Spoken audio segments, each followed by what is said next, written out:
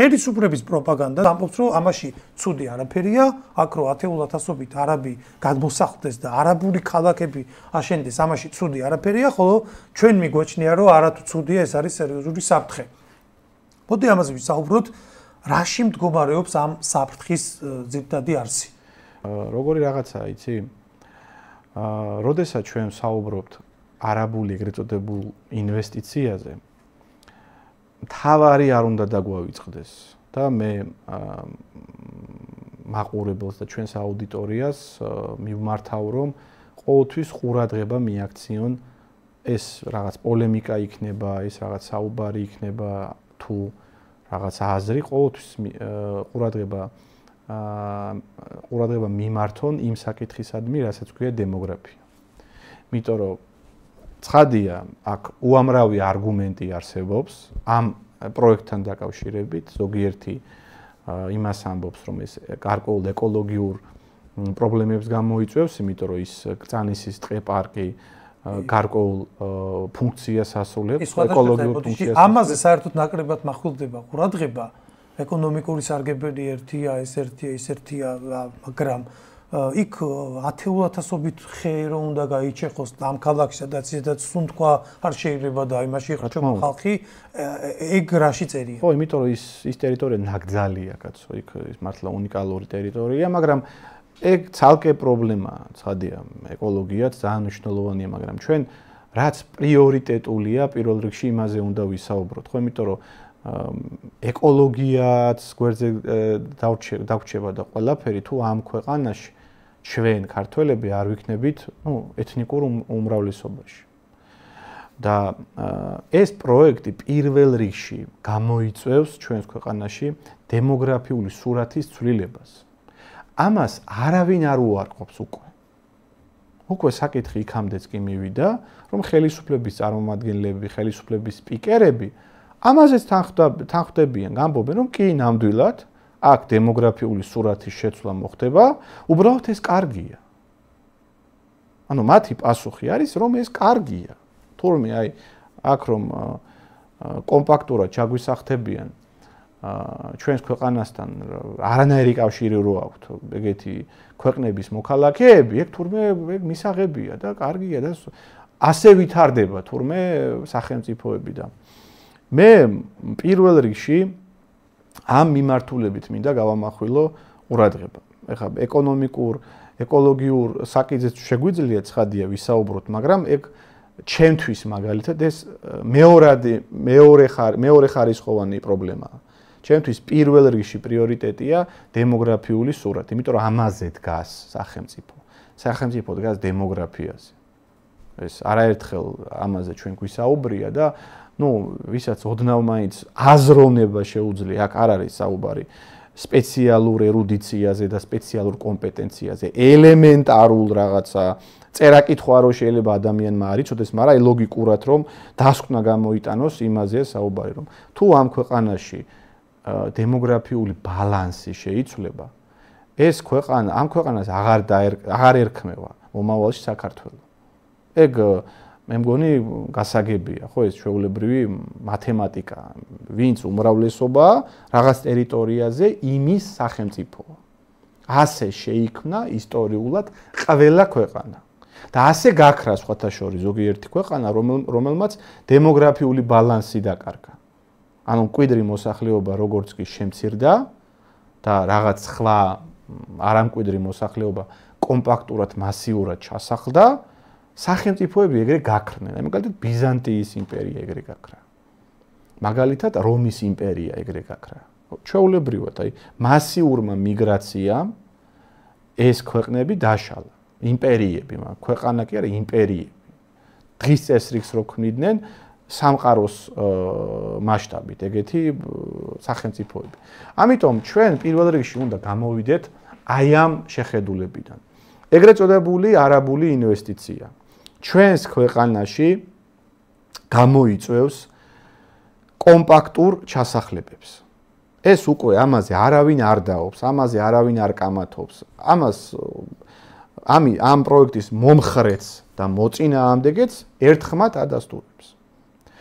ეხლა ჩვენ უნდა საზოგადოების სრული უმრავლესობა მივიყვანოთ იმ პოზიციამდე, რომ კომპაქტური ჩასახლება უცხოელების თან მით უმეტეს ისეთი უცხოელების, რომლებთანაც ჩვენ არანაირი რელიგიური, კულტურული მსოფლმხედველობითი თანხwebdra არ აქვს. თანხwebdra, გვაქვს შეუთავსებლობა. შეუთავსებლობა, კი, უფრო სწორი ფორმულირება. შეუთავსებლობა და რაღაცა თვალსაზრისით შეიძლება ითქვას კონკურენციაც კი.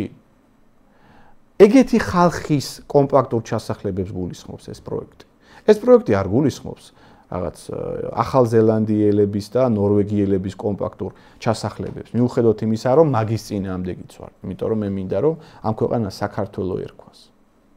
და აქ არაფერი შუაში არ არის კაცო რაღაც ერთნონაციონალიზმი, ფაშიზმი, რაღაცა ქსენოფობია, შოვინიზმი და რაღაც ეხა აი დრომოჭმულ ლიბერალურ იარლიყებს რო იყენებს ეს ხელისუფლება და მისი პროპაგანდა. რა შუაშია კაცო აქ? ანუ ტრამპი ის არის მაგალითად შოვინისტი და ფაშისტია, როდესაც ამერიკის კედელს არის. ხო, ანუ ტრამპი ფაშისტია? ნაციის წინააღმდეგია. რავი, მაშინ ეს ხელისუფლება. თქვენ არ აქებდით ტრამპს? თქვენ არ უკრავდით ტაშს? ტრამპი ფაშისტია, როდესაც ამბობს რომ ამერიკა ამერიკელებისთვის უნდა იყოს პირველ რიგში, კაცო. პირველ რიგში. და როდესაც ჩვენ ვამბობთ რომ ჩვენი ტერიტორია უნდა დავიცვათ, ჩვენ დემოგრაფიას უნდა გავუფრთხილდეთ. ჩვენ ამ საკითხში გულისხმობთ მათ შორის საქართველოს მოქალაქე იმ ეთნიკურ უმცირესობებს, რომლებიც ჩვენს ტერიტორიაზე ისტორიულად ცხოვრობენ, კაცო. და მე დარწმუნებული ვარ, მათაც არ ეხატებათ გულზე. მე დარწმუნებული ვარ, რომ სომხებს, ოსებს, რუსებს, ეზიდებს, აზერბაიჯანელებსაც არ ეხატებათ ეს გულზე. იმიტომ რომ მათი ცხოვრებაც შეიცვლება. მათი სტატუსით შეიცვლება და მათი მდგომარეობაც შეიცვლება. ამ შემთხვევაში, როგორც მაგალითად ბრიტანეთის შემთხვევაში, როგორც ინგლისელის მდგომარეობა გაუარესდა მასიური მიგრაციის შედეგად და შოტლანდიელის მდგომარეობა და ირლანდიელის მდგომარეობა, მიუხედავად იმისა, რომ სხვადასხვა ეროვნება ანალოგიური საკითხია აქაც. ამიტომ მოდი რა ეხა ეს რაღაც ლიბერალური რაღაც ეპითეტები ჩვენზე არ მუშაობს. ჩვენ ვლაპარაკობთ ძალიან გასაგებ მარტივ რაღაცაზე. დამტკიცდათან ეს ყველაფერი, კაცო, ეს არ არის ჩემი ვარაუდი, ეს არ არის რაღაც ჩემი მოსაზრება, რაზეც შეიძლება ჩვენ ვიდაოთ. ჩემი პოზიციის სასარგებლოდ, აი ამ სასწორი რო ავიღოთ, ჩემი პოზიციის სასარგებლოდ არის უზარმაზარი გამოცდილება, რაც ფაქტობრივად არსებობს, აი მაგალითად დასავლეთის შემთხვევაში. და საწინააღმდეგოდ არ არსებობს პრეცედენტი, სადმე ყოფილიყო უკონტროლო მიგრაცია და იქ საფრთხე არ გაჩნდა. საწინააღმდეგო არგუმენტი არ არსებობს. არც ისტორიული არ არსებობს. ანუ ისტორიული მაგალითებიც კი ჩვენს პოზიციას ამყარებს და ფაქტობრივი მაგალითი, აი დღეს ამ წამს რაც მიმდინარეობს და რაზე დაკვირვებითაც ჩვენ შეგვიძლია დასკვნები გამოვიტანოთ, არის შემდეგი, რომ დასავლურ ცივილიზაციაში უზარმაზარ ტერიტორიაზე მარტო ევროპა რო ავიღოთ 400 მილიონიან ტერიტორიაზე თავისი სახელმწიფოებრივი გამოცდილებით, კანონებით, ჯარით, რესურსებით, აღარ ჩამოთვლით ტექნოლოგიებით. მაგ ცივილიზაციამ ვერ გადახარშა მასობრივი უკონტროლო მიგრაცია. ნუ ფაქტია, რომ ყველა აღიარებს, კაცო, რომ მულტიკულტურალიზმი არ მუშაობს. აი, მერკელი რომ მერკელია, რომელმაც თავის დროზე ეგრეთ წოდებულ სირიელ მიგრანტებს კარიბჭე გაუხსნა და მილიონობით შემოუშვა გერმანიაში, რასაც მოყვა მთელი უბედურება და დღეს ვინც მაგ მოვლენას აპროტესტებს, მაგალითად ალტერნატივა გერმანიისთვის, ეგეთი მემარჯვენე კონსერვატიული პარტია, ყველაზე პოპულარული პარტია. ყველაზე პოპულარული, ანუ ეგ შედეგი გამოიღეს, ეგ შედეგი გამოიწვიეს, რომ გერმანელები სულ უფრო და უფრო მხარდაჭერას უცხადებენ მემარჯვენე კონსერვატიულ ძალებს და გარდაუვალია ევროპაში მაგ ძალების ხელისუფლებაში მოსვლა, ძალაუფლებაში მოსვლა. და თავად მერკელმა სხვათა შორის რამოდენიმე წლის წინ ღიად განაცხადა, რომ ეს იყო ძალიან მძიმე შეცდომა, როდესაც მან მათ შორის მიიღო ეს გადაწყვეტილება და გერმანიაში, აი ძალიან სწრაფად შემოიყვანა მილიონობით აზიელი და აფრიკელი. მილიონობით. ამას მოყვა მე იქ რაღაცა მასიური ხასიათის კრიმინალი, სექსუალური ხასიათის რაღაც არნახული დანაშაულებები, მათ შორის აი როგორ იცი, ორგანიზებული სახის დანაშაულებები, ამ კრიმინალის უპრეცედენტო ზრდა და ტერორისტული საფრთხის ზრდა და ასე შემდეგ. ამიტომ ეხლა მე ვიღაცა ოცნების პროპაგანდისტი რას მიმტკიცებს? მე რას მაჯერებს, რომ რაც 400 მილიონიან ევროპაში მოხდა, რისი გადახარშვა მანდ ვერ მოხერხდა, რა პრობლემის მოგვარება მანდ ვერ მოხერხდა, საქართველოში მოხდება მაგ პრობლემის განეიტრალება? თან უყურე რა დებილური არგუმენტი მოყავთ, აი ხანდახან რომ გაგიკვირდება ხოლმე.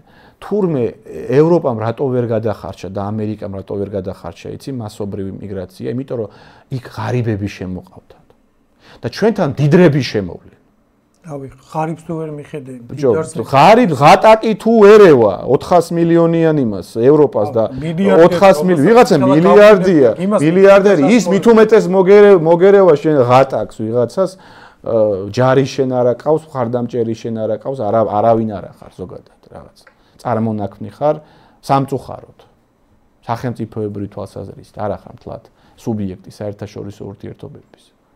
პატრონი შენ არ აყავს და ხალხი გარბის აქედან. თან ხა ის მდიდარი რაღაც ეგრე უკონტროლოდ საზღვრის გადმოკვეთით კი არ შემოდის, პოლიტიკურ ელიტას ურიგდება პირდაპირ. ანუ ყიდულობს ქვეყანას. ის შემოდის როგორც ერთ-ერთი შიდა პოლიტიკური სუბიექტი, რომელსაც ეყოლება თავისი ლობისტი, ეყოლება თავისი წარმომადგენელი, თავისი და ფიზიკურად იქნება კაცო ბევრი ბოლოს. აი ჩვენს ქალაქში, მაგალითად თბილისში უკვე არსებობს უამრავი ახალ აშენებული კორპუსი, მე ხოთაშორის ამასთან დაკავშირებით პოსტი დავდე გუშინ და ვიდეოც თან დავურთე.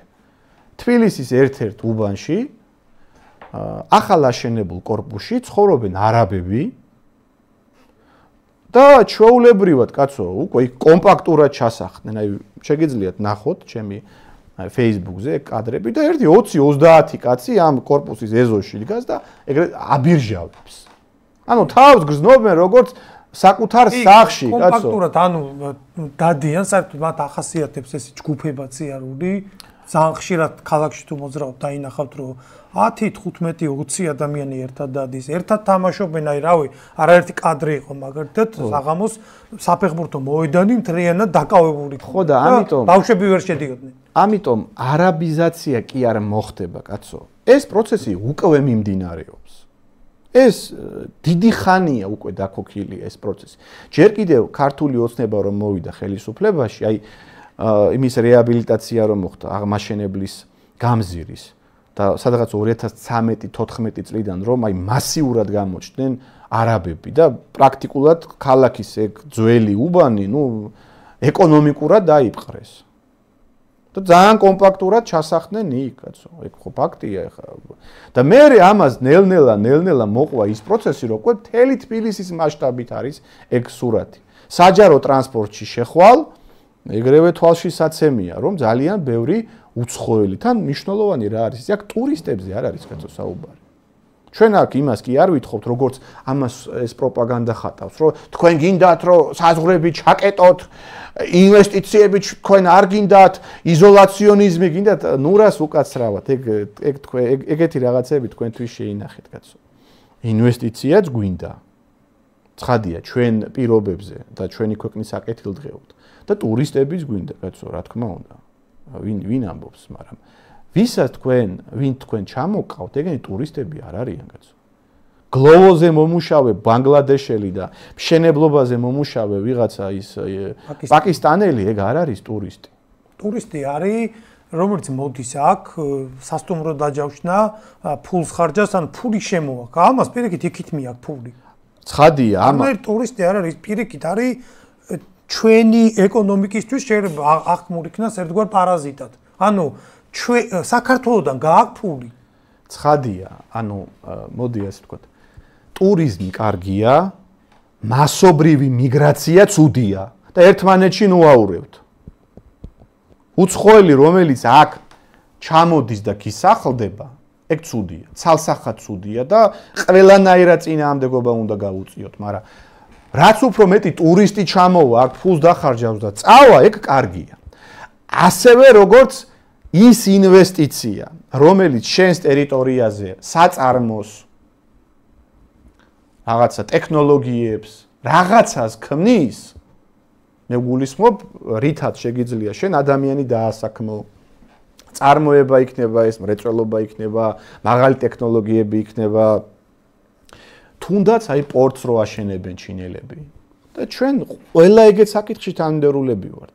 ხელისუფლებას რომ მაგალითად ცხვები აკრიტიკებდნენ ამ საკითხთან დაკავშირებით, ჩვენ მივესალმებოდით. იმიტომ რომ კარგი იქნება თუ ჩინელები ააშენებენ ანაკლიის ღრმაწყლოვან პორტს. იქაც ჩვენი პირობები გქონდა. ოღონდ ვინაიდან ეს არის სტრატეგიული ობიექტი, კონტროლი არსებულ ობიექტზე უნდა იყოს სახელმწიფოსი. არ შეიძლება სტრატეგიული ობიექტი იყოს კერძო კომპანიის ხელში, იმიტომ რომ აქ მარტო ბიზნესის საკითხი, ესა უსაფრთხოების საკითხი, ეს ქვეყნის სახელმწიფოებრიობას ეხება უკვე. ამიტომ რაც კარგია, კაცო, იმას მივესალმები. ასევე მივესალმებოდი და მივესალმები ჩინელების იმ საკმაოდ სერიოზულ პროექტს, რასაც ქვია, შუა დერეფნის ფარგლებში რიკოთის უღელტეხილზე ინფრასტრუქტურული პროექტების მშენებლობას, ხო, იქ რო გვირაბები გაითხარა, ავტობანი ააშენეს და ასე შემდეგ. მივესალმები, კაცო, იმიტომ რომ ეგ რეალურად ჩვენს ეკონომიკას მოუტანს გარკვეულ ბენეფიტებს. ეგ ინვესტიცია კი ბატონო, მაგრამ ვიღაცა არაბები შემოიყვანე აქ, რომლებიც აქ საცხოვრებელ კომპლექსებს მიშენებენ და მე ისევ არაბები უნდა ჩაასახლოს მაგ, ეგ არ არის ინვესტიცია. მე მაგას კატეგორიულად არ ვეძახი ინვესტიცია. ეს არის შენი მიწა გაყიდე, ქართული მიწა გაყიდე, იმისთვის რომ მე არაბები ჩაგისახდნენ იქ. და მე იმ არაბებს მე ეომე შენ იმაში, არ ვიცი, რამდენი ხანი დაგჭირდება, ძლივს გავყარეთ თავის დროზე აქედან. ეგ მაგას, ეგ მოყვება მაგას. ეგ ხალხი არ ინტეგრირდება ჩვენ საზოგადოებაში.